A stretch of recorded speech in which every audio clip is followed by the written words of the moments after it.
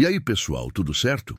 Olha, eu tô aqui há mais de 20 anos na estrada. Já rodei esse Brasil de norte a sul, de leste a oeste. Conheço cada curva da BR-116, cada lombada da Regis Bittencourt, cada posto da Fernão Dias.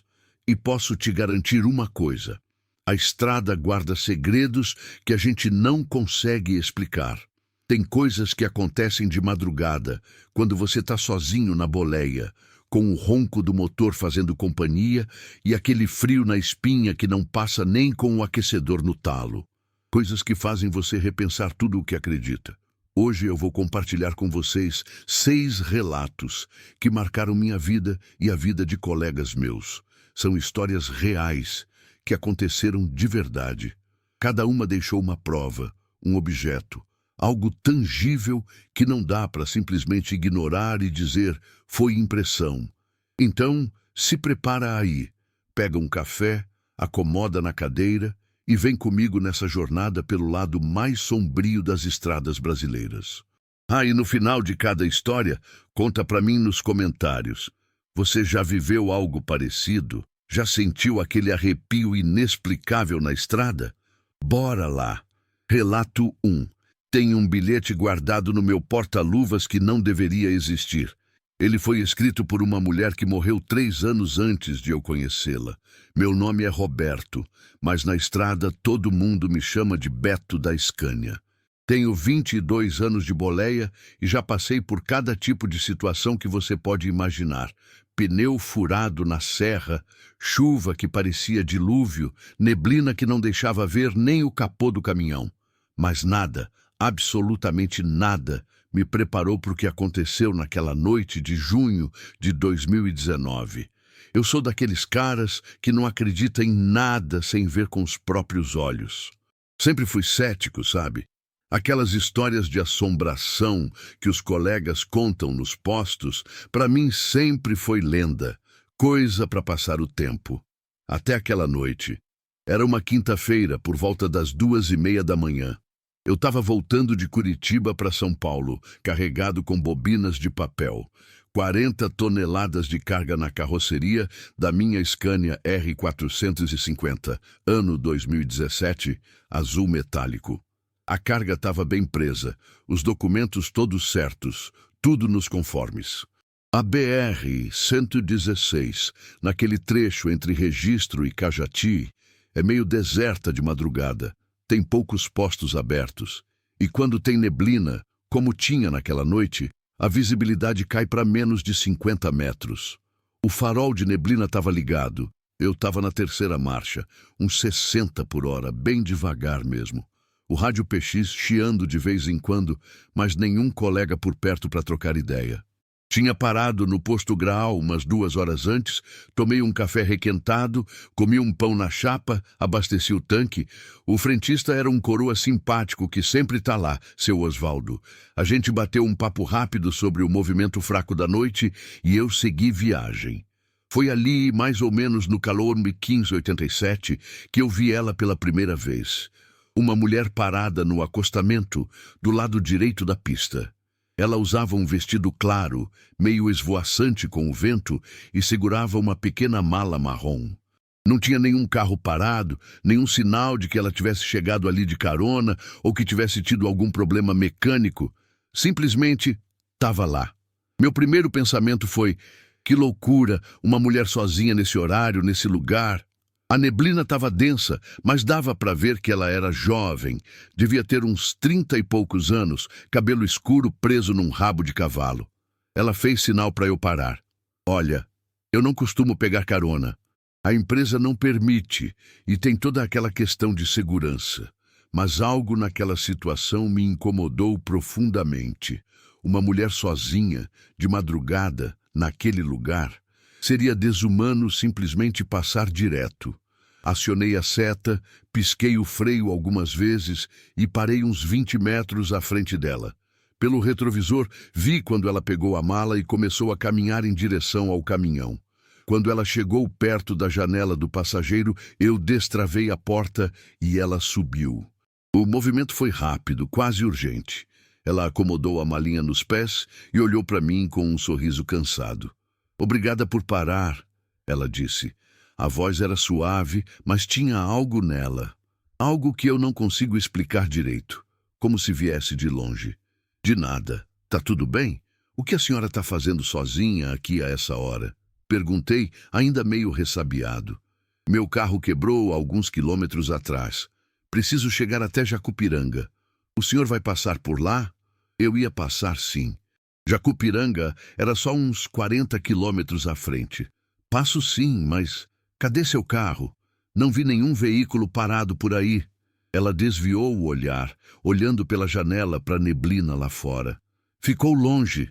Já tem um tempo que eu tô andando. A história não fazia muito sentido, mas eu não quis ser inconveniente. Às vezes, a gente fica em situações complicadas e as pessoas julgam, né? Então deixei para lá. Coloquei o caminhão em movimento de novo, engrenei a terceira e seguimos. Foi aí que as coisas começaram a ficar realmente estranhas.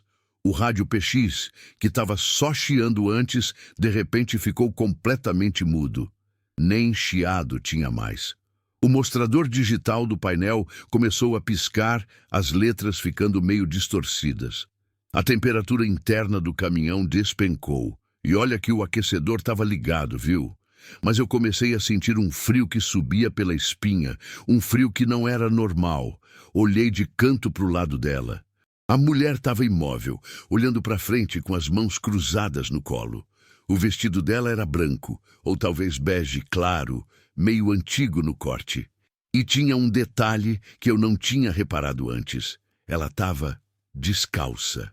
A senhora tá sem sapato? Perguntei, tentando soar casual. Ela olhou para os próprios pés, como se tivesse se dado conta daquilo naquele momento. Perdi na estrada, respondeu simplesmente. A neblina ficou ainda mais densa. Era aquele tipo de neblina que parece viva, sabe? Que se move em camadas, que engole tudo ao redor. Eu reduzi ainda mais a velocidade, uns 40 por hora agora. Sabe, ela disse de repente, quebrando o silêncio pesado. Eu sempre quis ir para casa. Só queria ter ido para casa naquela noite. Que noite? Perguntei, sentindo o coração acelerar sem saber por quê. A noite do acidente. Meu sangue gelou. Que acidente? Ela se virou para mim, e naquele momento, quando a luz fraca do painel iluminou o rosto dela, eu vi. Os olhos dela eram vazios. Não da cor dos olhos, entende? Mas vazios de vida, vazios de presente. Era como olhar para alguém que estava ali, mas não estava ao mesmo tempo. Eu bati aqui na BR, faz 3 anos, choveu muito naquela noite e eu perdi o controle do carro no Calmilk 192, capotei. Meu Corsa branco ficou destruído. As mãos no volante começaram a tremer. Eu queria parar o caminhão, queria sair dali, mas ao mesmo tempo estava como que paralisado. O senhor pode me deixar no Calmilk 192? Ela pediu, e agora a voz dela tinha uma urgência diferente, quase um sussurro desesperado. Eu só quero encontrar meu anel. Ele caiu do meu dedo naquela noite, e eu nunca mais consegui ir embora de verdade sem encontrá-lo. Olhei para o odômetro. KM 590. Faltavam 2 quilômetros.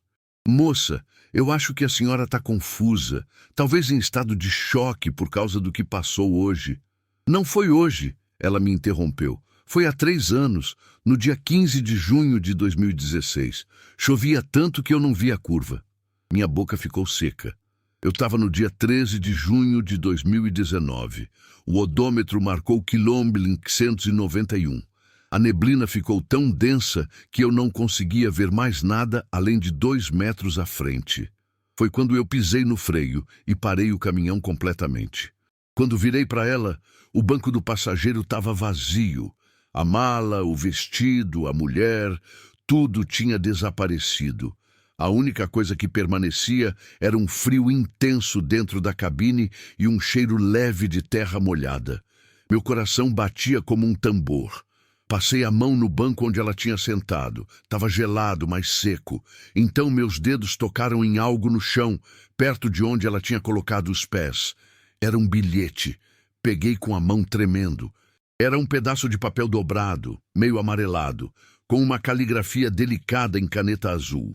Abri e li. Querida família, quando chegarem em casa, me liguem. Estou voltando de Santos. Deve chegar aí por volta da meia-noite. Beijos, Ana Paula. Embaixo, uma data. 15/06/2016. Eu fiquei ali parado, segurando aquele bilhete sem conseguir respirar direito. Aquilo não podia ser real, mas estava ali, na minha mão, tangível, real. Eu não consegui seguir viagem naquela noite. Dei a volta no primeiro retorno que encontrei e voltei para o posto Grau. Cheguei lá umas 3:30 da manhã, ainda tremendo. Seu Osvaldo estava lá, preparando café fresco. E aí, Beto? Esqueceu alguma coisa? Ele perguntou quando me viu entrar. Sentei no balcão e mostrei o bilhete para ele. Seu Osvaldo, o senhor se lembra de algum acidente grave aqui na região? Há uns 3 anos? Uma mulher dirigindo um Corsa branco? O semblante dele mudou completamente. Ele pegou o bilhete, olhou com atenção e ficou pálido. Ana Paula Silveira, ele disse baixinho. Como você conseguiu isso? Então, existiu? Ele assentiu devagar. Ela bateu bem no quilômetro 592, junho de 2016. Choveu tanto naquele dia que a pista ficou nem encharcada. Ela vinha de Santos, voltando para casa em Registro. Perdeu o controle na curva, capotou 3 vezes, morreu na hora. Senti um arrepio percorrer todo o meu corpo. A família dela procurou por semanas um anel que ela usava, continuou seu Osvaldo. Era uma aliança da avó dela, muito importante para a família. Nunca encontraram. Dizem que ela foi enterrada sem ele. Ele olhou para mim com uma expressão séria. Beto, onde você achou esse bilhete? Não consegui responder. Simplesmente balancei a cabeça. Seu Osvaldo pegou um jornal velho que guardava numa gaveta. Era de junho de 2016, noticiando o acidente. Tinha até uma foto dela. Era a mesma mulher que tinha entrado no meu caminhão. Eu fiquei uns 3 dias sem conseguir rodar direito depois daquilo. Qualquer sombra na estrada me fazia olhar 2 vezes. Qualquer carona que eu via no acostamento me dava um aperto no peito. Mas sabe o que eu aprendi com tudo isso? Que a gente não sabe nada, cara. A gente acha que entende como o mundo funciona, que tudo tem explicação, que quando a gente morre é só apagar a luz e acabou. Mas não é assim, não. Tem gente que fica presa aqui por alguma razão. Talvez seja algo inacabado. Talvez seja um amor muito forte. Talvez seja só um anel perdido que significava uma conexão com quem ela amava. Eu não sei explicar o que aconteceu naquela noite. Não sei dizer se foi um espírito, uma alma penada, um resquício de energia dela que ainda estava vagando pela estrada. Só sei que foi real. Tão real quanto esse volante que eu seguro todo dia. Hoje eu rezo toda vez que passo por aquele KM 592. Faço uma oração rápida. Peço para Deus que ela tenha encontrado seu anel e que esteja em paz. E agradeço por ter sido escolhido para ouvir o pedido dela. Mesmo que eu não tenha podido ajudar diretamente, o bilhete ainda está comigo, guardado no porta-luvas. Às vezes, eu olho para ele e penso se deveria ter procurado a família dela, devolver o bilhete. Mas algo me diz que ele ficou comigo por uma razão. Vai entender, né? E você aí que está assistindo, já pegou carona de alguém que não deveria estar ali? Já teve um encontro inexplicável na estrada? Conta aí nos comentários. Eu leio todos e posso te dizer que você não está sozinho nessas experiências. Bora para o próximo relato? Esse aqui vai mexer com seu conceito de tempo e espaço. Relato 2. Eu abasteci num posto de gasolina em 2021 e paguei com uma nota de 2003. Quando voltei no dia seguinte para buscar a carteira que tinha esquecido, o posto não existia mais. Nunca tinha existido. Esse aqui não aconteceu comigo diretamente, mas com um grande amigo meu, o Marquinhos. Eu e ele nos conhecemos há 15 anos, desde quando ele começou a rodar pela Regis Bittencourt, fazendo o trecho São Paulo-Curitiba. Ele é um cara sério, trabalhador, pai de família, desses que nunca falta com a palavra. Marquinhos não é de inventar história. Aliás, Ele sempre foi o mais cético de todos nós. Quando a gente se reunia nos postos e começava aquele papo de assombração, ele era o primeiro a dar risada e falar que era tudo coincidência, cansaço ou até efeito de remédio, até aquilo acontecer com ele. Ele me contou essa história 3 dias depois do ocorrido, ainda visivelmente abalado. E o mais impressionante, ele tinha provas. Tinha um recibo de combustível e uma foto. Eu vi com meus próprios olhos. Era final de março de 2021, numa terça-feira. Marquinhos estava subindo para Curitiba com um carregamento de peças automotivas.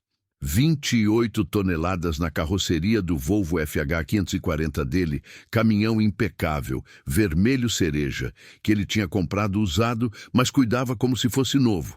Ele tinha saído de Embu das Artes lá pelas 5 da tarde, pegou a Regis no horário do rush mesmo, mas conseguiu avançar razoavelmente.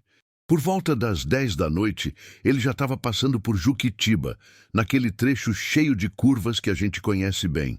O tempo tinha mudado durante o trajeto. Começou a chover fino, aquela chuva chata de garoa que embaça o para-brisa e deixa a pista escorregadia. Nada muito preocupante para o Marquinhos, que já tinha rodado sob tempestades bem piores. O mostrador de combustível começou a acender o alerta de reserva mais ou menos no quilômetro 312. Ele calculou que dava para chegar no próximo posto grande, o Graal do quilômetro 324, mas preferiu não arriscar. Resolveu abastecer no primeiro posto que aparecesse. Foi aí que ele viu. Do lado direito da pista, numa entrada que ele jurava nunca ter notado antes, tinha uma placa velha meio desbotada.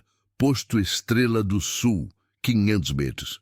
Marquinhos estranhou porque achava que conhecia cada posto daquela região, mas pensou que talvez fosse um posto novo, ou que ele sempre passava direto sem reparar. Acionou a seta e entrou na saída. A estradinha de acesso era estreita, mal asfaltada, cheia de buracos. As árvores dos dois lados formavam quase um túnel. A chuva fina continuava caindo e os faróis do caminhão cortavam a escuridão densa. Quando chegou no posto, ele achou tudo meio estranho. O lugar era pequeno, antiquado. Tinha só 2 bombas de combustível, daquelas antigas, mecânicas, com os números rolando. A loja de conveniência era pequena, com uma luz amarelada meio fraca. Tinha um carro parado lá, um Chevette bege, impecável, como se tivesse saído da concessionária. Não tinha mais ninguém. Só o frentista, um senhor de uns 60 anos, magro, de macacão azul, que veio ao encontro do caminhão com um sorriso simpático. "Boa noite, meu amigo. Vai querer completar?" perguntou o frentista. "Boa noite. Completa sim, por favor. Diesel S10. O senhor assentiu e começou a abastecer. Marquinhos desceu da boleia para esticar as pernas e foi até a loja de conveniência para usar o banheiro e pegar um café. Dentro da loja, a sensação de estranheza aumentou. Tudo era muito antigo. A geladeira de bebidas era daquelas bem velhas com porta de vidro que você tinha que puxar com força. Os produtos nas prateleiras eram marcas que ele não via há anos. Salgadinhos Fofura, refrigerante Convenção, chocolate Diamante Negro. A atendente era uma senhora de cabelos grisalhos, presos num coque, vestindo um avental florido. Ela sorriu quando ele entrou. "Boa noite, meu filho. Vai querer alguma coisa?" "Um café, por favor." Ela serviu numa xícara de porcelana branca, meio trincada. O café era forte, daqueles bem passados, gostoso. Marquinhos pagou com uma nota de R$ 20 e ela deu o troco em moedas antigas, aquelas de cruzeiro. Ele olhou para as moedas na mão e achou estranho, mas pensou que talvez a senhora guardasse moedas antigas como coleção e tinha se confundido. Voltou para o lado de fora. O frentista tinha terminado de abastecer. "Deu R$ 240, rapaz", disse o senhor. Marquinhos pagou com o cartão, mas a maquininha não funcionava. "A linha está fora", explicou o frentista. "Aceita dinheiro?" Marquinhos tinha algumas notas no bolso. Pagou em dinheiro e o frentista entregou o recibo escrito à mão num bloquinho antigo, com papel carbono por baixo. Foi quando Marquinhos olhou para o recibo que sentiu o primeiro verdadeiro arrepio. A data escrita à mão era 28/03/2003. Moço, tem um erro aqui na data, Marquinhos disse, mostrando o papel. O frentista olhou e sorriu. Tá certinho, rapaz. Hoje é dia 28 de março de 2003, terça-feira. O coração de Marquinhos disparou. Não, senhor. Hoje é 28 de março de 2021. O frentista ficou com uma expressão confusa, quase assustada. Ele olhou para o próprio relógio de pulso, um Citizen dourado antigo. Rapaz, meu relógio marca 2003. Naquele momento, Marquinhos sentiu que tinha algo muito errado ali. O Chevette bege, a loja antiga, os produtos fora de linha, as moedas de cruzeiro, a data no recibo. Era como se aquele lugar estivesse preso no tempo. Senhor, que posto é esse? Há quanto tempo o senhor trabalha aqui? O frentista coçou a cabeça como se tentasse se lembrar. Faz muitos anos, rapaz. Muitos anos mesmo. Desde que inaugurou em 1987, se não me engano. E o senhor sabe que ano é agora? O homem ficou em silêncio, olhando ao redor, como se visse o lugar pela primeira vez. A expressão dele mudou. Ficou assustada, perdida. Eu não sei, ele admitiu baixinho. Marquinhos sentiu um medo profundo subir pela espinha. Ele quis sair dali imediatamente, mas se lembrou que tinha deixado a carteira na loja, em cima do balcão, quando foi pegar o café. Entrou rapidamente na loja. A senhora do avental ainda estava lá, mas agora ela olhava pela janela com uma expressão distante, como se estivesse em transe. A senhora, desculpa, eu esqueci minha carteira aqui. Ela se virou lentamente. Carteira? Olhou para o balcão. Lá estava a carteira marrom de Marquinhos. Ah, sim, aqui. Ele pegou rápido e saiu. Subiu no caminhão, deu a partida e começou a dirigir de volta para a estradinha de acesso. Mas quando olhou pelo retrovisor, o posto tinha desaparecido, a luz amarela, as bombas antigas, o Chevette, tudo. Só havia escuridão e mato fechado. Quando chegou de volta na Regis Bittencourt, ele parou no acostamento, ofegante, tentando entender o que tinha acabado de acontecer. Marquinhos olhou para o banco do passageiro. Lá estava o recibo do abastecimento escrito à mão, com a data 28/03/2003. E ainda tinha mais. O troco em moedas antigas de cruzeiro, um total de 3 moedas que não circulavam mais há décadas. Ele pegou o celular e tirou uma foto do recibo e das moedas.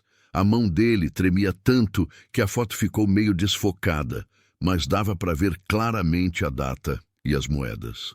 Mais tarde, quando me mostrou, eu fiquei sem palavras. Aquilo não tinha explicação lógica. Como ele podia ter um recibo de 2003 se tinha abastecido em 2021? Como podia ter moedas de cruzeiro no bolso? No dia seguinte, Marquinhos não aguentou. Tinha que voltar lá. Precisava entender. Depois de descarregar em Curitiba, ele voltou pela mesma estrada, procurando aquela entrada do posto. Procurou durante quase 2 horas. Percorreu toda a região do Colme 312, subindo e descendo. Não tinha entrada, não tinha estradinha, não tinha placa de posto Estrela do Sul. Ele parou num posto Shell que ficava uns 5 quilômetros depois. Entrou e perguntou para o gerente. Moço, o senhor conhece algum posto chamado Estrela do Sul por aqui? Meio antigo, com bombas mecânicas? O gerente pensou um pouco. Rapaz, tinha sim um posto com esse nome muitos anos atrás, mas fechou faz tempo. Deixa eu ver. Acho que fechou lá por 2003, 2004. Foi desativado e demolido. Hoje é só mato. E onde ficava? Ali perto do quilômetro 312. Mas não sobrou nada não. Tem nem ruínas mais. Marquinhos sentiu as pernas fraquejarem. Ele tinha abastecido num posto que não existia mais há quase 20 anos. 9. Reflexão. Fechamento emocional. Quando o Marquinhos me contou isso, ele tinha lágrimas nos olhos. Não de medo, mas de algo mais profundo. Como se tivesse tido um vislumbre de uma realidade que a gente não consegue compreender. Beto, ele me disse, eu sempre achei que a vida era simples. Nasce, cresce, trabalha, morre. Tudo linear, tudo certinho. Mas naquela noite eu entendi que o tempo não funciona do jeito que a gente pensa. Tem fendas, tem buracos, tem lugares onde o passado ainda está acontecendo. Eu abracei meu amigo. Não tinha palavras para confortar, porque eu sabia que ele estava certo. O Marquinhos nunca mais foi o mesmo depois daquilo. Ele continua rodando, continua trabalhando, mas tem algo diferente nele. Uma humildade, uma reverência pelo mistério da existência. Ele reza antes de cada viagem agora, coisa que nunca fazia antes. As moedas e o recibo estão guardados na casa dele, numa caixinha. Ele mostra para quem quiser ver. Eu já vi, já peguei nas mãos. São reais, são tangíveis. Como é que você explica uma coisa dessas? Viagem no tempo, falha na matriz, dimensão paralela? Vai entender. E você aí, já entrou em algum lugar que não deveria existir? Já teve a sensação de que estava em outro tempo? Comenta aqui porque tem muita gente passando por essas experiências e achando que está ficando doida. Confia em mim, você não está sozinho. Bora pro próximo? Esse aqui é sobre um pedido de socorro que não podia ter sido feito. Relato 3. O rádio PX que chamou do além. Eu recebi um pedido de socorro pelo rádio PX. O problema? A voz era de um motorista que tinha morrido 2 semanas antes, no mesmo local onde ele pedia ajuda. Meu nome é Edilson, mas no rádio todo mundo me conhece como Parafuso. Tenho 17 anos de estrada, a maior parte deles rodando pelo interior de São Paulo e Mato Grosso do Sul. Sempre fui muito ativo no rádio PX.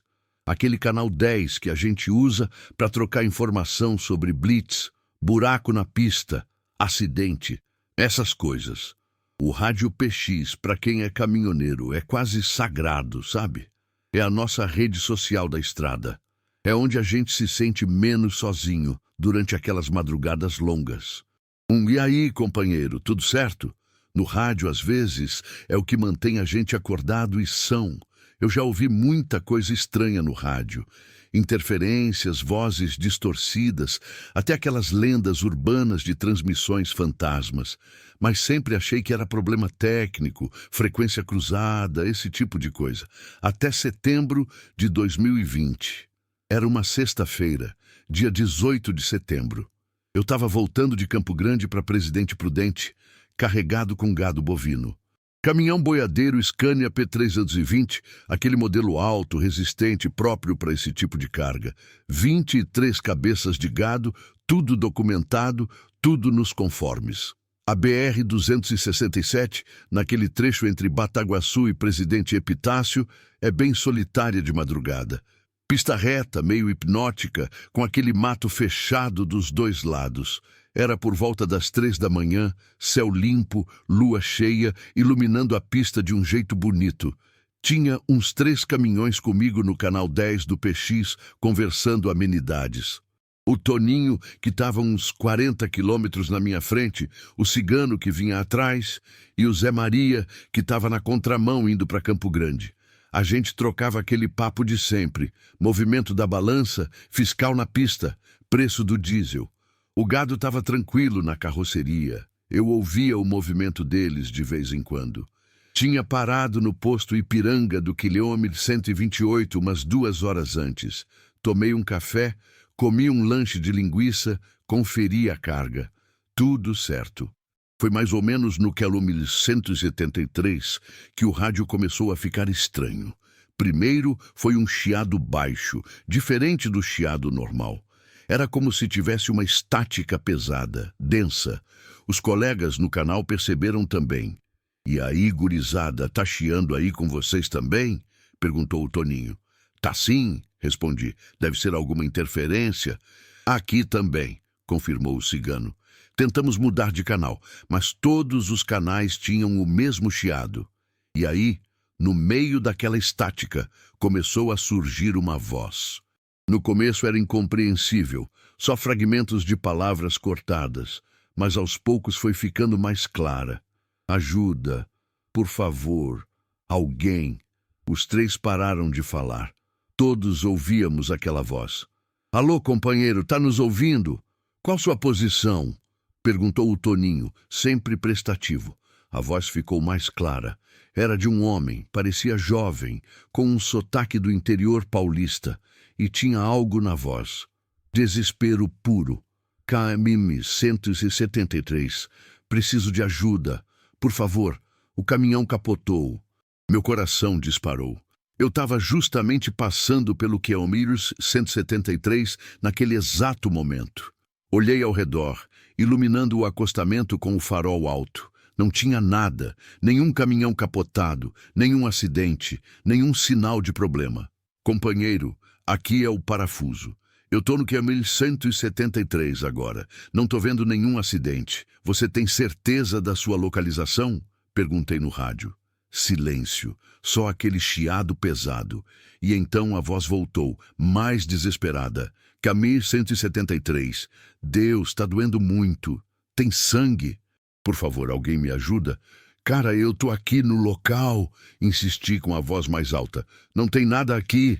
O Toninho entrou no canal. Parafuso! Ele pode estar escondido pelo mato. Você tá vendo marca de freada? Pedaço de lataria? Parei o caminhão no acostamento e desci com a lanterna. A noite estava silenciosa, só o som dos grilos e do vento nas árvores. Caminhei uns 50 metros para frente e para trás, iluminando o acostamento e o barranco. Nada. Absolutamente nada. Voltei para o caminhão e peguei o rádio. Negativo. Não tem nada aqui. Nenhum sinal de acidente. Foi aí que a voz no rádio disse algo que me gelou até os ossos. Meu nome é Rodrigo Alves. Caminhão Mercedes 1620. Carga de milho. Deus, me ajuda. Tá escuro demais. Fiquei paralisado. Aquele nome, Rodrigo Alves. Eu conhecia esse nome. Toninho, chamei no rádio com a voz tremendo. Você conhece um Rodrigo Alves? Mercedes 1620? Houve uma pausa longa. Depois a voz do Toninho, baixa, assustada. Parafuso. O Rodrigo Alves morreu faz 2 semanas. Ele capotou aqui na 267, no quilômetro 173. O caminhão pegou fogo. Eu passei pelo local no dia seguinte. Foi terrível. Meu sangue gelou. Olhei para o rádio na minha mão como se fosse uma cobra venenosa. A voz continuou. Por favor, tá muito quente. O fogo. Alguém me tira daqui. Por favor. Era a voz de um morto. Um morto pedindo socorro no momento da própria morte. Rodrigo, eu disse no rádio sem saber bem o que fazer. Rodrigo, nós estamos aqui, mano. Você não tá sozinho. Não sei por que falei isso. Não fazia sentido nenhum, mas parecia a coisa certa a dizer. A voz dele ficou mais calma por um momento. Você tá aí? Você veio me ajudar? Eu tô aqui, irmão. Tô aqui com você. Obrigado. Obrigado. Eu estava com tanto medo de morrer sozinho. Lágrimas começaram a descer pelo meu rosto. Eu nem sabia por quê. Era tudo muito surreal, muito impossível, mas ao mesmo tempo era real, era humano. Era um cara aterrorizado na hora da morte. Você não tá sozinho, Rodrigo. Deus tá com você, mano. Vai em paz. Houve um silêncio longo. E então, pela última vez, a voz dele, agora serena, quase em paz. Obrigado, irmão, muito obrigado. O chiado sumiu. O rádio voltou ao normal. Ficou só o silêncio da noite. Eu fiquei ali, sentado na boleia, chorando feito criança. Não era medo. Era algo mais profundo. Era ter testemunhado algo sagrado, algo que não deveria ser possível, mas que tinha acontecido. Os outros motoristas no canal também tinham ouvido tudo.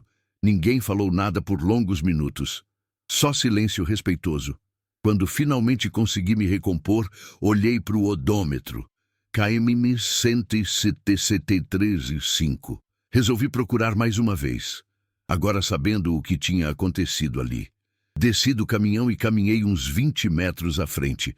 Foi quando vi, no chão do acostamento, meio escondido na grama, um chaveiro. Peguei com cuidado. Era um chaveiro de metal, com as iniciais RA gravadas e uma miniatura de um caminhão Mercedes. Estava chamuscado, com marcas de fogo. Era dele. Era do Rodrigo. Guardei aquele chaveiro no bolso, com uma reverência quase religiosa. No dia seguinte, parei num posto em Presidente Prudente. Tinha vários caminhoneiros conhecidos por lá. Perguntei sobre o Rodrigo Alves. Um colega mais velho, seu João, confirmou. Rapaz, foi uma tragédia. O Rodrigo era novo, tinha só 28 anos, casado, uma filha pequena, capotou ali no quilômetro 173, o caminhão pegou fogo. Ele ficou preso na cabine. Quando o resgate chegou, já era tarde. O velório foi aqui em Prudente? Perguntei. Foi sim, família toda destruída. A viúva, coitada, mal conseguia ficar de pé. Peguei o chaveiro do bolso e mostrei. Isso aqui é dele? Seu João arregalou os olhos. É sim, ele sempre andava com esse chaveiro. A gente brincava que ele cuidava mais daquele chaveiro do que do caminhão. Ele me olhou sério. Onde você achou isso? No quilômetro 173. Ontem à noite. Seu João ficou pálido. Rapaz, a gente procurou esse chaveiro. A viúva pediu para a gente procurar nos destroços porque era um presente que ela tinha dado para ele no aniversário. Não acharam. Acho que ele queria que fosse devolvido. Falei baixinho. No fim daquela semana, eu procurei a viúva do Rodrigo. Foi difícil. Uma das conversas mais difíceis que já tive na vida. Mas eu sabia que tinha que devolver aquele chaveiro. Quando toquei a campainha e ela atendeu, vi uma mulher jovem, bonita, mas com os olhos marcados por uma tristeza profunda. Expliquei quem eu era, contei uma versão suavizada da história e entreguei o chaveiro. Ela pegou nas mãos, olhou e desabou a chorar. Abraçou o chaveiro contra o peito como se fosse a coisa mais preciosa do mundo. Obrigada, ela conseguiu dizer entre soluços. Obrigada por trazer isso de volta. Ele amava esse chaveiro. Saí de lá com o coração apertado, mas com uma sensação estranha de dever cumprido. Sabe o que eu aprendi com isso? Que a morte não é o fim de tudo. Que tem coisas que ficam, que permanecem, que precisam de resolução. O Rodrigo ficou preso naquele momento terrível pedindo ajuda até que alguém respondesse. Até que alguém dissesse, você não está sozinho. E todos nós temos medo de morrer sozinhos. É um medo primordial, humano. E talvez, só talvez, o universo tenha dado para o Rodrigo uma última chance de não estar sozinho naquele momento. Eu ainda tenho as gravações daquela noite. Vários de nós estávamos com os rádios gravando, como sempre fazemos. A voz do Rodrigo está lá, clara, real, impossível de negar. Como é que você explica? Eco no tempo? Gravação residual da realidade? A alma dele pedindo ajuda? Vai entender. Você já ouviu algo impossível no rádio, no telefone, em algum equipamento eletrônico? Uma voz que não deveria estar ali? Conta nos comentários. Você pode estar ajudando alguém que passou pela mesma coisa. Vamos para o próximo? Esse aqui vai mexer com seu estômago. É sobre um lanche que não devia ter sido comprado. Relato 4. Eu comi um lanche que foi comprado num posto que tinha sido demolido 6 meses antes. E o pior, o lanche ainda estava quente. Esse relato é do meu cunhado, o Paulinho.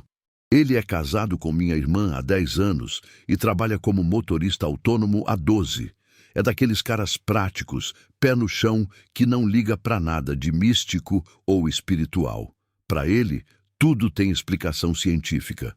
Ou melhor, tinha. Porque depois do que aconteceu naquela noite de outubro de 2018, até o Paulinho começou a questionar o que é real e o que não é. Eu estava junto com ele naquela noite. Era uma das raras ocasiões em que fazíamos uma viagem em dupla, dividindo a direção. Estávamos indo de São Paulo para Belo Horizonte, carregamento de móveis planejados. Meu caminhão, um Ford Cargo 2.429, branco, ano 2015. E eu vi tudo. Não foi história contada, não foi relato de terceiros. Eu estava lá. Era uma quinta-feira, dia 11 de outubro de 2018. Saímos de Guarulhos lá pelas 6 da tarde, pegamos a Fernão Dias já de noite. O trânsito estava normal, pista em boas condições, temperatura agradável. A gente estava conversando sobre a vida, futebol, família, essas coisas. O Paulinho estava dirigindo. Eu estava no banco do passageiro, aproveitando para descansar um pouco, antes de assumir o volante no próximo trecho. Lá pela meia-noite, a gente começou a sentir fome. Aquela fome de estrada, sabe? Quando você quer um lanche quente, um café forte, um momento de pausa. Vamos parar no próximo posto, o Paulinho sugeriu. Acho que logo ali na frente tem um. Eu conhecia bem aquela região entre Atibaia e Bragança Paulista. Tinha vários postos bons por ali. Mas o Paulinho insistiu. Não, tem um ali na frente meio escondido. Já parei lá antes, uns 6 meses atrás. Lanche bom, barato. Achei estranho porque eu não me lembrava de nenhum posto escondido naquele trecho. Mas deixei para lá. Quando chegamos no quilômetro 67, o Paulinho reduziu a velocidade. É aqui, ele disse, apontando para uma saída que eu jurava não ter visto antes. Tinha uma plaquinha pequena, meio apagada. Posto e lanchonete Bem-TV, 300 MIPS. Entramos pela saída. A estradinha era de terra, esburacada com o mato crescendo dos dois lados. Os faróis do caminhão iluminavam a poeira que subia com o movimento. Cara, tem certeza que é aqui? Perguntei, já com um certo incômodo. Esse lugar parece abandonado. Confia em mim, o lanche aqui é bom demais. Quando chegamos, tinha realmente um posto. Ou melhor, o que sobrava de um posto. O lugar estava estranho. As bombas de combustível estavam lá, mas pareciam velhas, enferrujadas. A lanchonete tinha uma luz amarelada fraca, meio piscante. Tinha um carro parado no pátio, um Monza velho, azul marinho, com o capô levantado como se tivesse quebrado. Não tinha mais ninguém além de um atendente que apareceu na porta da lanchonete. Um cara magro de uns 40 anos, camiseta branca, avental sujo de gordura. Boa noite, rapazes. Vão querer alguma coisa?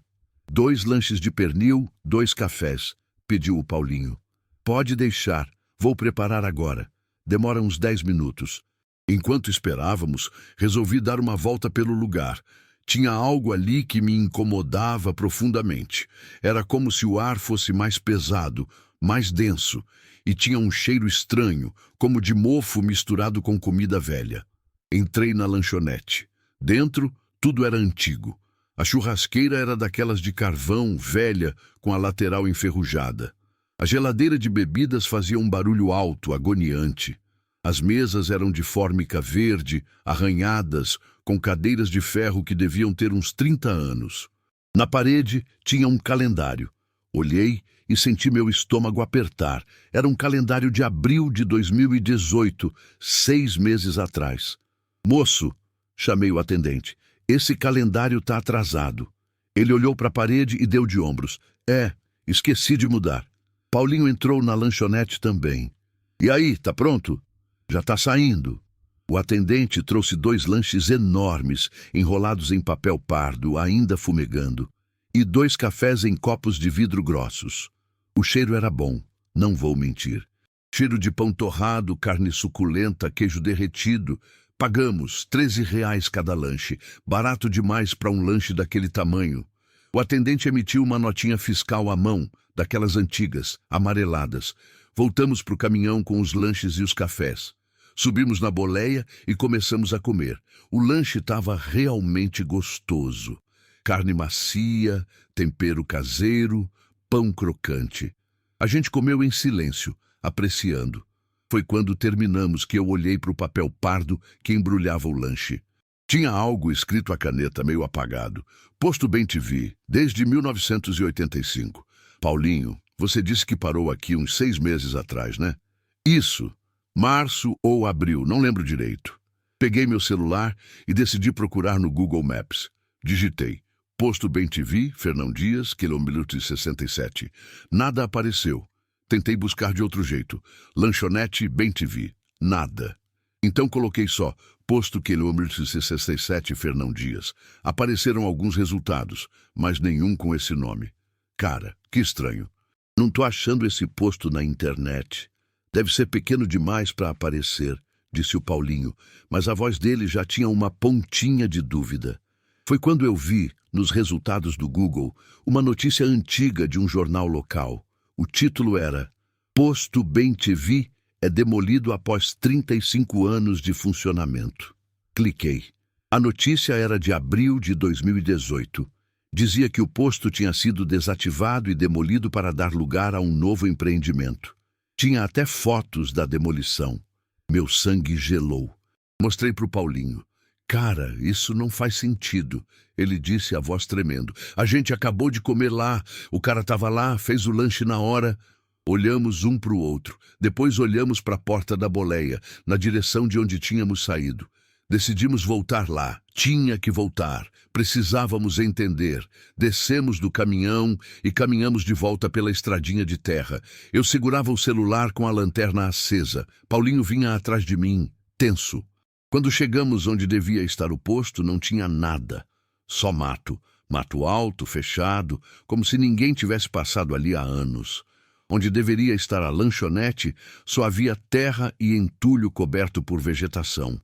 As bombas de combustível, sumidas. O Monza azul, desaparecido. Tudo. Paulinho começou a hiperventilar meus. Não, isso não está acontecendo. A gente estava aqui há 5 minutos. Eu estava apavorado também, mas tentei manter a calma. Iluminei o chão com o celular. E foi quando vi nossas próprias pegadas. Elas iam até onde deveria estar a porta da lanchonete e paravam. Como se a gente tivesse entrado numa construção que não existia mais. Paulinho, vamos voltar para o caminhão. Agora. Voltamos correndo, tropeçando no escuro. Quando chegamos na boleia, eu tinha as mãos tremendo tanto que mal conseguia abrir a porta. Foi aí que vi. No banco onde tínhamos comido, ainda estavam os papéis pardos dos lanches e a notinha fiscal amarelada. Peguei a notinha com cuidado, como se fosse desaparecer a qualquer momento. Li em voz alta. Posto e lanchonete Bem-TV. Data, 11 de outubro de 2018. 2 lanches de pernil, R$ 26. Atendente, Nivaldo. A letra era trêmula, antiga. O papel tinha aquele cheiro de documento velho. Como isso é possível? Perguntou Paulinho, com lágrimas nos olhos. A gente comeu um lanche que foi feito num lugar que não existe mais? Não tinha resposta. No dia seguinte, depois de entregarmos a carga em Belo Horizonte, voltamos por aquela mesma estrada. Paramos num posto Shell, uns 10 quilômetros depois, e perguntamos sobre o posto Bem-TV. A atendente, uma senhora de uns 50 anos, confirmou. Ah, sim, o Bem-TV. Meu marido trabalhava lá. Foi demolido em abril, faz uns 6 meses. O dono morreu e os filhos não quiseram continuar. E tinha um atendente lá? Um tal de Nivaldo? Perguntei. O rosto dela mudou. Ficou pálido. Nivaldo era meu marido. Ele morreu há 1 ano, infarto. Foi no próprio posto enquanto preparava um lanche. Senti minhas pernas fraquejarem. Paulinho se apoiou no balcão, respirando com dificuldade. A senhora tem alguma foto dele? Consegui perguntar. Ela pegou o celular e nos mostrou. Era ele, o mesmo homem que tinha nos atendido na noite anterior. A mesma camiseta branca, o mesmo avental sujo. A gente não falou quase nada no caminho de volta para São Paulo. Era muita coisa para processar. Como que a gente foi atendido por um homem morto? Como que a gente comeu num lugar que tinha sido demolido? Como que tudo aquilo era possível? Mas sabe o que é o mais estranho de tudo? O lanche estava gostoso. Estava quentinho, bem feito, com carinho. E eu acho que foi isso. Carinho. O Nivaldo amava aquele posto, amava fazer lanches, amava atender os caminhoneiros. Talvez a morte não tenha conseguido tirar isso dele. Talvez, de alguma forma que a gente não consegue entender, ele continue ali, fazendo o que sempre amou. E naquela noite, por alguma razão misteriosa, ele atendeu a gente uma última vez. O Paulinho nunca mais foi o mesmo. Ele ficou mais humilde, mais respeitoso com coisas que não entende. E toda vez que passa por aquele KM 67, ele faz o sinal da cruz. Eu também. A notinha fiscal tá guardada, plastificada, na gaveta da minha casa. É a prova física de que aquilo aconteceu. de que a gente foi atendido no impossível. Como é que você explica entrar num lugar que não existe mais, comer comida feita por alguém que já morreu, ter uma prova tangível de algo que desafia toda a lógica? Vai entender. E você? Já entrou em algum estabelecimento que depois descobriu não estar mais lá? Já foi atendido por alguém que não deveria estar ali? Comenta aqui. Sério, essas histórias precisam ser compartilhadas. Próximo relato? Esse aqui é sobre uma criança que não deveria estar na estrada. Relato 5. Eu dei carona para uma menina de 7 anos na chuva. Quando cheguei no endereço que ela me deu, a mãe disse que a filha tinha morrido afogada naquela mesma estrada, 5 anos antes, exatamente naquele dia. Meu nome é Carlos Alberto, mas todo mundo me chama só de Carlão. Tenho 53 anos, 30 deles na estrada. Sou pai de 3 filhas, avô de 2 netos. Família é tudo para mim, sempre foi.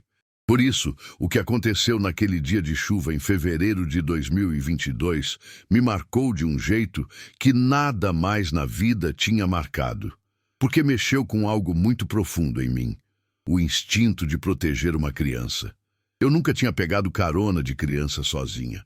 Aliás, nem de adulto eu pegava muito. Mas naquele dia, naquela situação, eu simplesmente não consegui passar direto.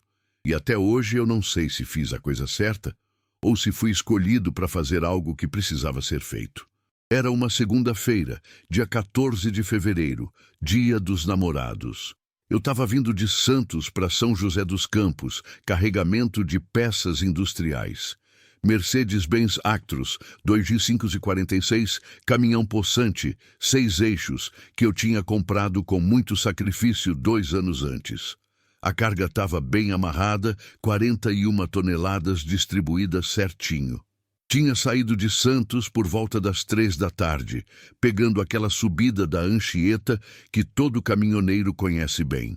O tempo estava fechado desde cedo, com cara de chuva forte chegando, e chegou. Mais ou menos no quilômetro 42 da Anchieta, começou a cair um dilúvio. Não era chuva, era parede d'água. Visibilidade zero. Aquele tipo de temporal que você não vê um palmo na frente do caminhão. Tive que reduzir para uns 20 por hora, pisca-alerta ligado, farol baixo, rezando para ninguém bater na traseira. A água descia das serras em torrentes, formando pequenos riachos na pista. Era perigoso. Muito perigoso. Foi nesse meio do temporal que eu vi ela. Uma criança, uma menininha no acostamento, completamente encharcada, com um vestidinho rosa claro que grudava no corpinho magro. Ela segurava uma mochilinha também rosa, tipo aquelas de personagem infantil. Meu coração quase parou. Uma criança sozinha naquele temporal, naquele lugar perigoso. Parei o caminhão imediatamente, ainda com o pisca-alerta ligado. Abri a porta do passageiro e gritei para ela. Menina, vem aqui, rápido! Ela olhou para mim com aqueles olhinhos castanhos grandes, assustados, e começou a correr em direção ao caminhão. Eu desci para ajudá-la a subir, porque ela era muito pequena para escalar a boleia sozinha. Quando peguei ela no colo para subir, senti que ela estava gelada. Gelada demais. A pele dela parecia gelo. Calma, pequena, já está tudo bem, eu disse, colocando ela no banco do passageiro. Ela ficou ali, tremendo, abraçada na mochilinha. Peguei uma toalha que eu tinha atrás do banco e coloquei em volta dela. Como você se chama? Júlia, ela respondeu, com a vozinha baixa, quase um sussurro. E o que você estava fazendo ali sozinha, Júlia? Cadê sua mãe? Eu moro ali na frente, minha mãe está em casa. Tá bom? Vou te levar em casa. Qual o endereço? Ela me deu um endereço numa viela próxima, em Cubatão. Eu conhecia a região. Coloquei o caminhão em movimento de novo, devagar, com cuidado. A chuva continuava violenta. Júlia ficou quieta, olhando pela janela, a mochilinha no colo. Você estava na escola?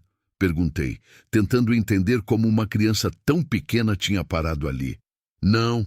Eu estava procurando minha mãe. Mas você disse que sua mãe está em casa. Agora ela está.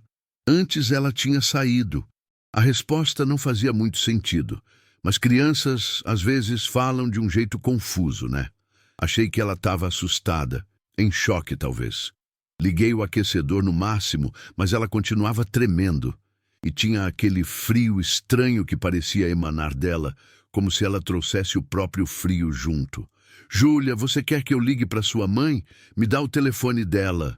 Não precisa, a gente já está quase chegando. Olhei para ela. O vestidinho rosa estava encharcado, mas não pingava. Era como se a água tivesse sido absorvida, como se ela tivesse estado molhada há muito tempo, não há poucos minutos. E os pés dela estavam descalços, pequeninos, sujos de lama. Onde estão seus sapatos, filha? Ela olhou para os próprios pés, como se só naquele momento percebesse que estava descalça. A água levou, ela disse simplesmente. Um calafrio subiu pela minha espinha. Algo ali não estava certo. Chegamos no endereço que ela tinha dado. Era uma casinha simples, pintada de azul desbotado, com um portãozinho de ferro. A chuva tinha diminuído um pouco, mas ainda caía forte. É aqui, ela disse. Vou descer com você para falar com sua mãe. Falei, desligando o motor. Descemos do caminhão. Júlia caminhou na frente, abrindo o portão como se morasse ali. Segurei a toalha sobre minha cabeça para me proteger da chuva e fui atrás dela. Toquei a campainha. Uma mulher de uns 40 anos abriu a porta. Quando ela viu a Júlia, o rosto dela ficou completamente branco. Ela cambaleou, apoiando-se no batente da porta. Não, não é possível, ela sussurrou. Dona, desculpa o susto. Eu achei essa menina na estrada, encharcada, sozinha. Ela me deu esse endereço. A mulher caiu de joelhos no chão, soluçando. Júlia, minha Júlia. A menininha se aproximou da mulher. Não chora, mamãe. Eu tô bem. Senhora, a senhora tá bem? Precisa que eu chame alguém? Perguntei completamente perdido. A mulher levantou o rosto, as lágrimas se misturando com a chuva. O senhor não entende. Júlia é minha filha. Mas ela morreu há 5 anos, exatamente nessa data, 14 de fevereiro de 2017. Senti minhas pernas fraquejarem. Como assim? Ela se afogou. Aqui nessa região, na enchente. A água subiu tão rápido que eu não consegui salvá-la a tempo. Ela foi levada pela correnteza. Encontraram o corpo dela 2 dias depois. Olhei para Júlia. Ela me olhava com aqueles olhos grandes, serenos agora. Eu só queria ver minha mãe mais uma vez, ela disse. Só queria dizer que eu não tenho raiva dela, que não foi culpa dela. A mulher esticou os braços, como se quisesse abraçar a filha. Júlia se aproximou e, por um momento, eu juro que vi um brilho ao redor delas, como se o ar tivesse se tornado luz. E então, Júlia simplesmente desapareceu. Sumiu na frente dos meus olhos. O vestido rosa, a mochila, tudo. Só ficou a mulher ajoelhada, abraçando o vazio, chorando e sussurrando. Obrigada, minha filha. Obrigada por voltar. Fiquei ali parado, em estado de choque, completamente molhado pela chuva, sem conseguir processar o que tinha acabado de testemunhar. A mulher finalmente se levantou, me convidou para entrar. Eu estava tremendo, não sei se de frio ou de medo ou de emoção. Ela me serviu um café quente, me emprestou uma toalha seca. Ficamos sentados na mesinha da cozinha, em silêncio por um longo tempo. Hoje faz 5 anos, ela finalmente disse. 5 anos que eu carrego essa culpa, achando que fui uma mãe terrível, que não protegi minha filha.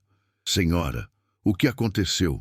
Choveu muito naquele dia, assim como hoje. A água invadiu a casa tão rápido. Júlia estava no quintal brincando. Quando percebi, já era uma enxurrada. Tentei pegá-la, mas a correnteza era muito forte. Ela foi arrancada dos meus braços. As lágrimas voltaram. Eu ouvia ela gritando, mamãe, enquanto era levada. Até hoje eu ouço. Eu não sabia o que dizer. Só segurei a mão dela. Foi quando lembrei. Eu tinha colocado aquela toalha na Júlia quando ela entrou no caminhão. A toalha tinha desaparecido junto com ela.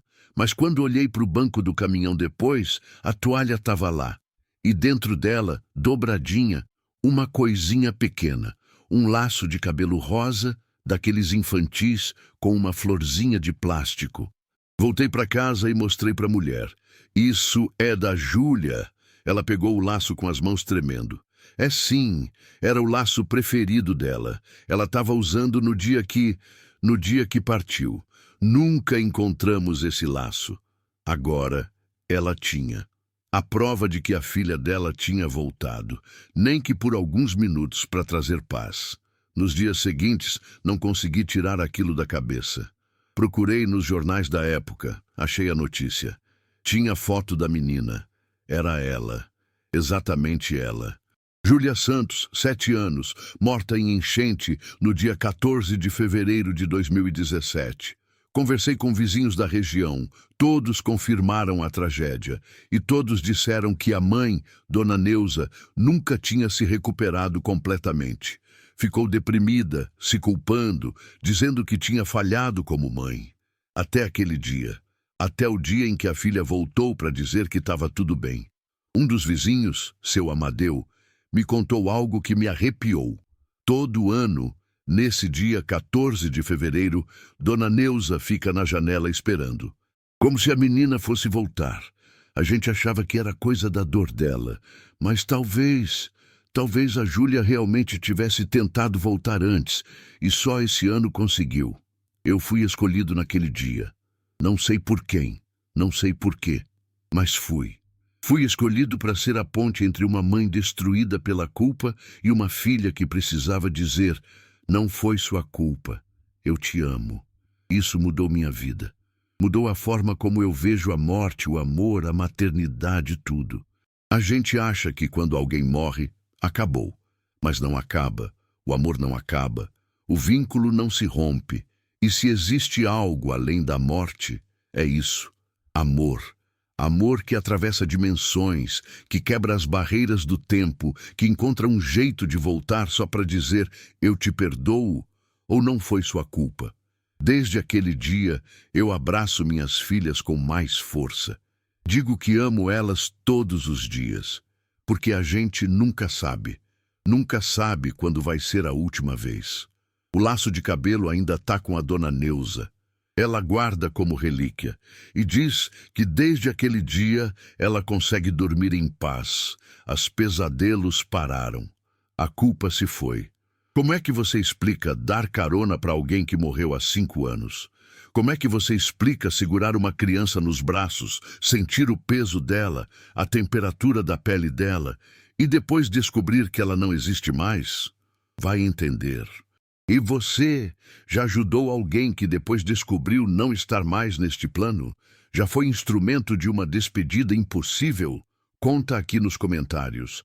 Essas histórias precisam ser contadas. Último relato agora. Esse aqui é o mais pessoal, o mais profundo. É sobre uma foto que mudou tudo. Relato 6. Eu tirei uma foto numa parada de caminhão. Quando revelei, tinha mais uma pessoa na imagem. Uma pessoa que tinha morrido 3 horas antes do clique. Esse último relato é meu. Meu mesmo, o Beto da Scania, que está aqui contando todas essas histórias para vocês.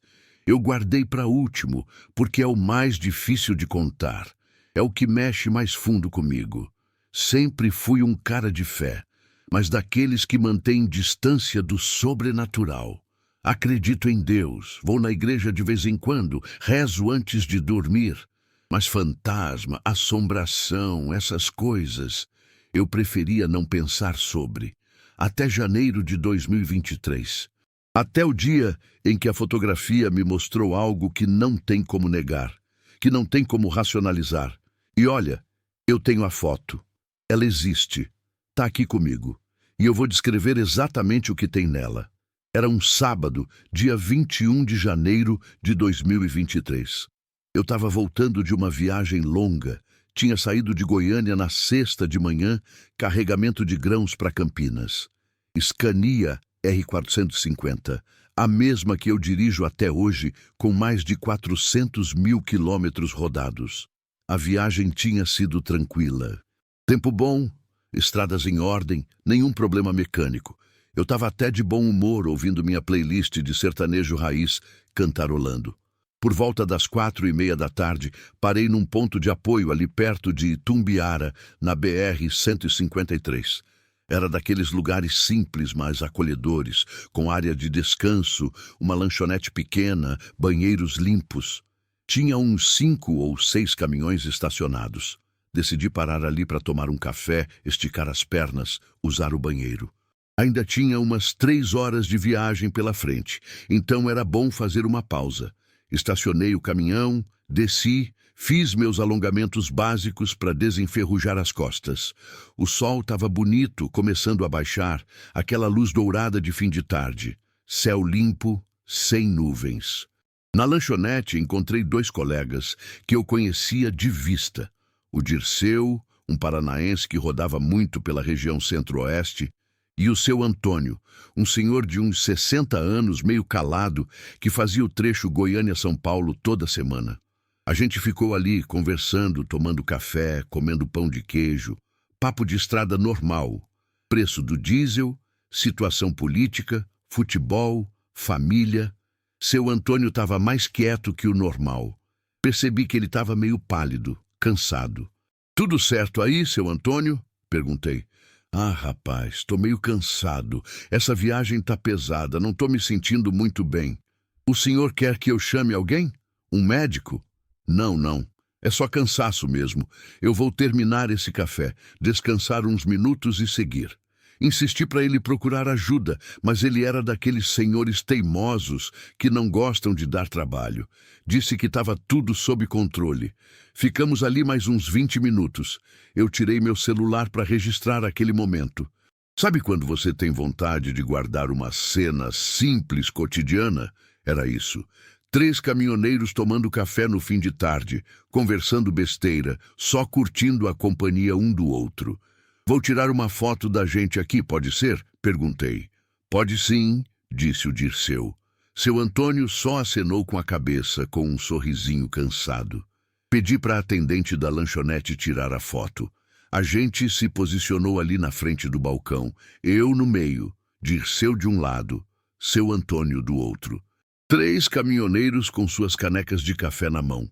A atendente, uma moça simpática de uns 30 anos, tirou a foto com meu celular. "Saiu bonita", ela disse, devolvendo o aparelho. Olhei rapidamente na tela, só para ver se tinha ficado boa. Tava. Imagem nítida, boa iluminação. Guardei o celular no bolso e voltamos a conversar. Uns 10 minutos depois, seu Antônio levantou. "Bom, rapaziada, vou indo. Ainda tenho chão pela frente." "Dirige com cuidado, seu Antônio. Se não estiver se sentindo bem, para de novo, ouviu?" Insisti. "Pode deixar, rapaz. Valeu pela companhia." Ele saiu, caminhou até o caminhão dele, um Volvo FH branco, modelo antigo, mas bem conservado. Subiu na boleia e partiu. Eu e o Dirceu ficamos ali mais uns 15 minutos, terminando o café, conversando sobre os planos para o ano. Depois nos despedimos, cada um seguiu seu caminho. Retomei a viagem. Já eram quase 5:30 da tarde. A luz do dia começava a ficar mais suave, aquele tom alaranjado que vem antes do crepúsculo. Mais ou menos 1 hora depois, no posto onde parei para abastecer, ouvi no rádio PX uma notícia que me gelou. "Atenção, companheiros da BR-153. Teve um acidente grave aqui no quilômetro 412. Caminhão Volvo branco saiu da pista, bateu numa árvore. O motorista faleceu no local. Cuidado ao passar por aqui, tem equipe de resgate trabalhando." Meu coração apertou. Volvo branco. Seu Antônio dirigia um Volvo branco. Chamei no rádio. "Alô, companheiro que reportou o acidente. Você conseguiu identificar o motorista?" "Negativo. Mas a documentação está no nome de Antônio Severino de Paula." Era ele. Deus do céu. Era o seu Antônio. Senti uma tristeza profunda. Aquele senhor simpático, trabalhador, que tinha tomado café comigo há menos de 2 horas, tinha morrido. Quando cheguei em casa, já era noite. Minha esposa percebeu que eu estava abalado. Perguntou o que tinha acontecido. Contei sobre o seu Antônio. "Que tristeza, amor. Mas pelo menos vocês tiveram aquele momento juntos, tomando café, conversando. É uma boa memória." "É verdade", concordei. "Aliás, Eu tirei uma foto. Deixa eu te mostrar. Peguei o celular e fui procurar a foto na galeria. Quando achei e abri, meu sangue gelou. Na foto, além de mim, do Dirceu e do seu Antônio, tinha mais uma pessoa. Um homem jovem, de uns 25 anos, em pé logo atrás de seu Antônio, com a mão no ombro dele. O homem sorria, um sorriso sereno, quase protetor. Ele usava uma camisa branca simples e tinha traços que lembravam muito o seu Antônio. O mesmo formato do rosto, o mesmo nariz, os mesmos olhos. Amor, quantas pessoas tem nessa foto? Perguntei para minha esposa com a voz tremendo.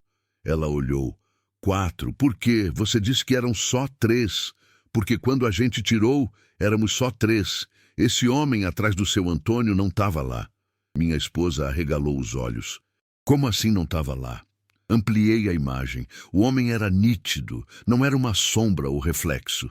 Era uma pessoa, clara como o dia, com a mão apoiada carinhosamente no ombro do seu Antônio. Imprimi a foto. Olhei com lupa, com atenção nos mínimos detalhes. O homem estava ali, real, tangível na imagem. Mostrei para o Dirceu no dia seguinte. Ele ficou pálido. Beto, juro por Deus, não tinha ninguém atrás da gente quando a moça tirou essa foto. Eu lembro claramente, éramos só nós 3. Conversei com a atendente da lanchonete pelo WhatsApp. Mandei a foto para ela. Moça, você lembra de quantas pessoas tinham nessa foto quando você tirou? 3. Ela respondeu sem hesitar. Você, o rapaz mais jovem e o senhor de cabelo branco. E esse homem aqui atrás? Mandei a foto circulando o quarto homem. Que homem? Eu não vi ninguém atrás de vocês. Era impossível, mas estava ali, na fotografia, permanente, inegável. 8.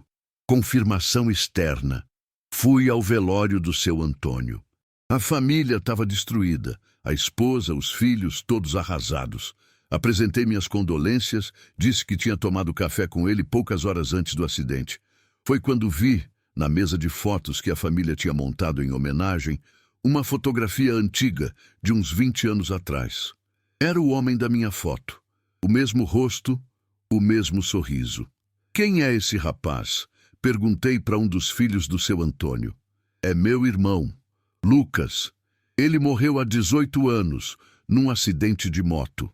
Meu pai nunca se recuperou completamente. Eles eram muito próximos. Sentia as pernas bambas. Seu irmão, ele estava muito ligado ao seu pai? Muito. Era o filho mais velho. Tinha uma conexão especial. Quando ele morreu, papai disse que sentia ele perto, que às vezes sonhava com ele, que sabia que o Lucas estava protegendo ele. Mostrei minha foto para o filho. Ele olhou. Ficou em silêncio por um longo tempo, com lágrimas descendo. É ele. É o Lucas. E ele está com a mão no ombro do papai, do jeito que sempre fazia. Mas ele não estava lá quando tiramos a foto. O filho me olhou nos olhos. Talvez ele estivesse lá o tempo todo, a gente que não via. E talvez ele estivesse preparando meu pai para ir embora. Eu penso muito sobre isso, sobre o que aquela foto significa. O Lucas estava ali, com a mão no ombro do pai, num gesto protetor. 3 horas depois, o seu Antônio morria. Será que o Lucas tinha voltado para buscá-lo? Para acompanhá-lo na transição? Para mostrar que ele não ia estar sozinho? Eu acredito que sim. Acredito que a morte não é o fim das conexões. Que o amor entre pai e filho, entre mãe e filha, entre irmãos, entre amigos, transcende tudo, até a própria morte. O seu Antônio não morreu sozinho naquele acidente. Ele tinha o filho dele ali, esperando, pronto para levá-lo para casa. E de alguma forma misteriosa, a câmera do meu celular capturou isso. Capturou um momento sagrado, um momento que nossos olhos não podiam ver, mas que a tecnologia, por algum glitch inexplicável da realidade, registrou. Essa foto mudou tudo para mim. Me fez ter certeza absoluta de que existe algo além. De que a gente não acaba quando o corpo morre, de que os que amamos nos esperam do outro lado. A foto está aqui comigo, eu mostro para quem quiser ver. Não tenho medo de ser chamado de louco, de farsante, de mentiroso, porque eu sei o que vi, eu sei o que aconteceu. E sabe o que é mais bonito? A família do seu Antônio mandou fazer uma ampliação da foto e colocou no funeral, porque para eles aquilo era a prova de que o Lucas tinha voltado para buscar o pai. Era o consolo que eles precisavam. Como é que você explica uma pessoa aparecer numa foto quando ela não estava lá? Como é que você explica capturar algo que só deveria existir numa dimensão invisível para os nossos olhos? Vai entender. E você? Já tirou uma foto e viu algo que não deveria estar lá? Já capturou o impossível? Conta aqui. Porque essas experiências nos conectam, nos mostram que tem muito mais entre o céu e a terra do que imagina a nossa vã filosofia. E aí, pessoal, chegamos ao fim desses 6 relatos. 6 histórias que desafiam tudo o que a gente acha que sabe sobre a vida, a morte e o que existe entre esses 2 estados. Eu sei que muita gente vai assistir esse vídeo e pensar: ah, é tudo invenção, é tudo história para boi dormir. Tudo bem, cada um tem o direito de acreditar no que quiser. Mas eu te digo uma coisa, essas histórias são reais. Elas aconteceram. E se você é caminhoneiro ou se conhece alguém que trabalha na estrada, você sabe que essas coisas acontecem mais do que a gente imagina. A estrada tem mistérios. Tem lugares onde o véu entre os mundos é mais fino. Tem momentos em que o impossível se torna possível. E tem encontros que mudam a gente para sempre. Eu aprendi, com todas essas experiências, a ser mais humilde, a entender que eu não sei nada, que o universo é infinitamente mais complexo e misterioso do que eu jamais poderia imaginar. E aprendi que o amor é a única coisa que realmente importa, que o amor transcende tempo, espaço e até a própria morte, que os vínculos que a gente cria nessa vida não se rompem quando o coração para de bater. Então, meu conselho para você que está assistindo: ame mais, abrace seus pais, seus filhos, seus amigos, diga que ama enquanto ainda dá tempo, porque a gente nunca sabe quando vai ser a última vez.